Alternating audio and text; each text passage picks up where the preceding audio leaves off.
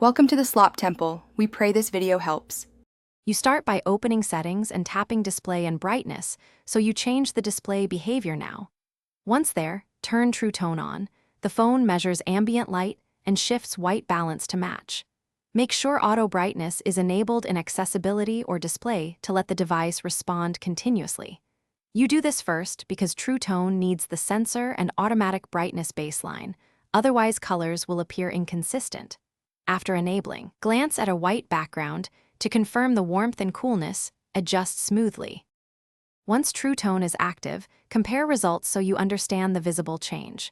You should view a neutral white page or gray calibration image and then toggle True Tone off and on to see the difference in warmth and tint. Make sure to check under different ambient lights, daylight, warm lamp, fluorescent, because sensors respond differently. If night shift is scheduled, disable it temporarily to isolate True Tone. This comparison shows you why True Tone improves comfort and when adjustments are necessary. You finish by validating True Tone across real use. Open photos, an ebook, and video playback to confirm natural color and consistent white balance.